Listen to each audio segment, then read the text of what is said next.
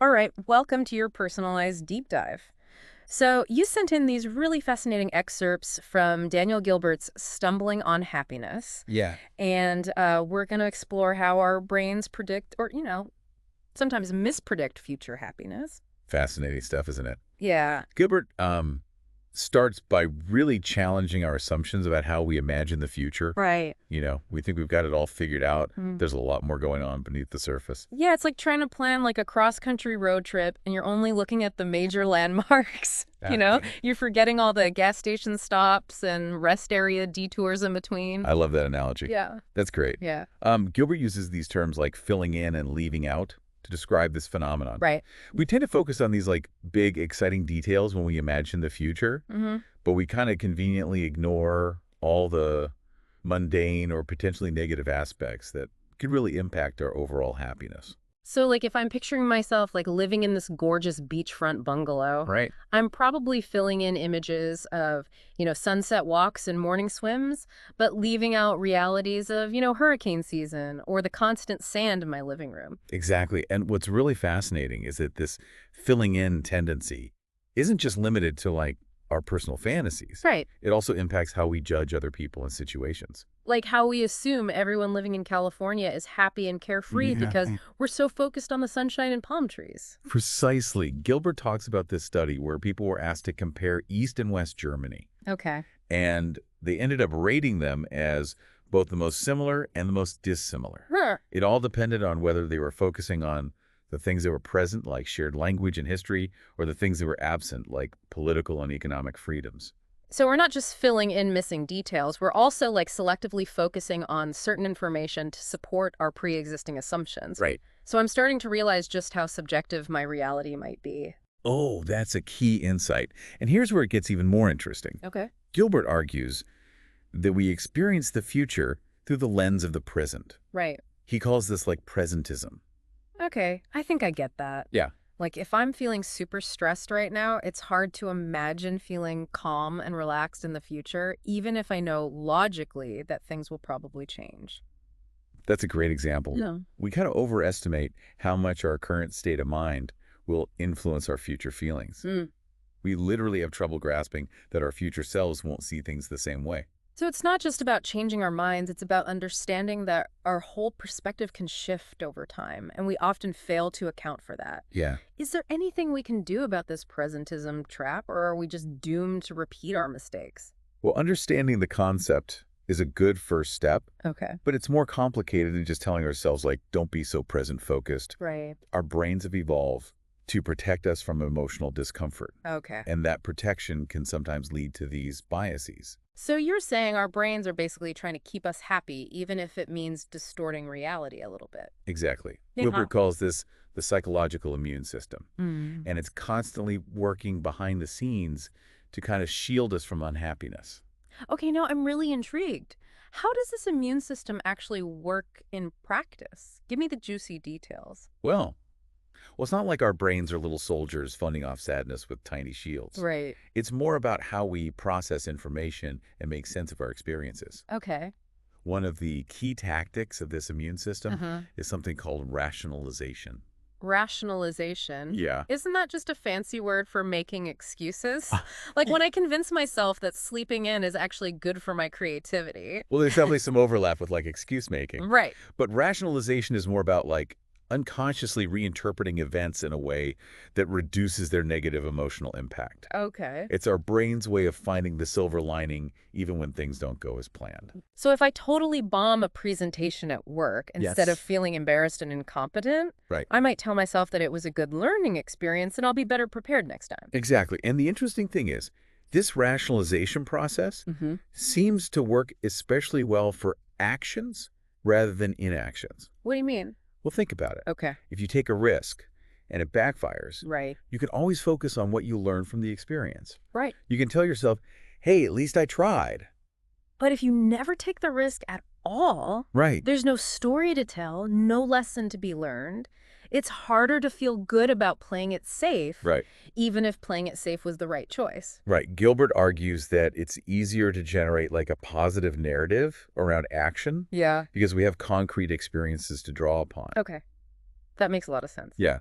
But I'm also wondering, is there a downside to this rationalization thing? Could it lead us to make the same mistakes over and over again if we're always finding ways to justify our actions?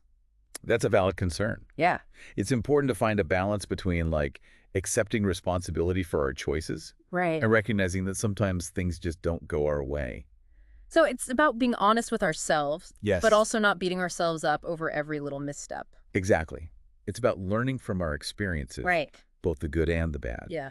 and using that knowledge to make more informed choices in the future. Okay. This is all giving me a lot to think about in terms of how I approach my own decisions. Yeah, I'm starting to realize that I might be rationalizing a lot more than I realized. that's a common experience. Yeah. Most of these mental processes are happening below the level of, like, conscious awareness, Right. but simply becoming aware of them can be a powerful first step toward making more intentional choices. So awareness is key. Yes. But what about all those times when things happen to us that we have absolutely no control over? Yeah. How do we deal with those unexpected twists and turns of fate? Well, Gilbert dives into this too. Okay. He argues that explaining an event, Mm-hmm. even with a flimsy reason, Okay. can reduce its emotional impact. Yeah. It helps us make sense of the chaos and move on. It's like that experiment with the Smile Society giving out dollar coins. Right. People who received a random explanation, even if it was totally meaningless, Right. reported feeling less happy than those who received no explanation at all. It sounds counterintuitive, Right.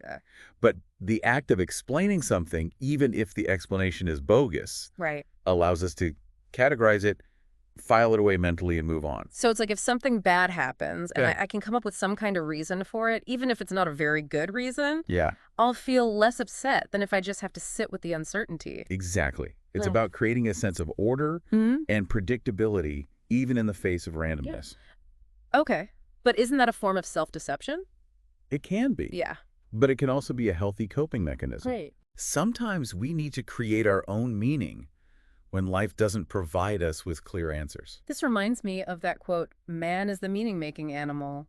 We're constantly trying to find patterns and explanations, even Right. when they might not exist. That's a great point. And this need to find meaning Mm-hmm. is especially powerful when it comes to our memories of past happiness. Oh, interesting. You're saying our memories aren't as reliable as we think they are.